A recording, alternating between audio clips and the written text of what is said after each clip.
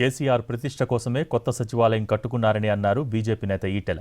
మిగిలిన 3-4 నెలలైనా కేసీఆర్ సచివాలయానికి వెళ్తారా అని ప్రశ్నించారు ఆయన. 9 ఏళ్లుగా రాష్ట్రంలో పాలన అస్తవ్యస్తమైందని, కొత్త సచివాలయంతోనైనా పాలన బాగుండాలని ఆశిస్తున్నారన్నారు ఈటెల. ఉమ్మడి రాష్ట్రం ఉన్ననాడు హైదరాబాద్ రాజధానిగా కొనసాగినటువంటి రాష్ట్రం.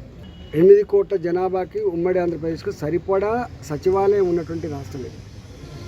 ఇవాళ ఆంధ్రప్రదేశ్ లాగా కొత్త రాష్ట్రంగా ఏర్పడలే, కొత్త సచివాలయం, కొత్త ఆఫీస్ కట్టుకునే అక్కడ లేకుండే 8 కోట్ల జనాభాకు సర్వీస్ చేయగలిగేటువంటి గొప్ప సచివాలయాన్ని ఆనవాళ్ళు ఉండద్దు, ఇతర నాయకుల ఆనవాళ్ళు ఉండద్దు, చరిత్రలో నేనే గొప్ప అని చెప్పి నిలిచిపోవాలనే ఉద్దేశంతో వారు ఒక గొప్ప సచివాలయాన్ని కట్టుకునే ప్రయత్నం చేసి, నేను సచివాలయం కట్టిన దాన్ని వ్యతిరేకిస్తలేదు, కానీ ఇవాళ ఆయన ప్రతిష్ట కోసం, ఆయన పేరు కోసం కూడా కట్టిండు.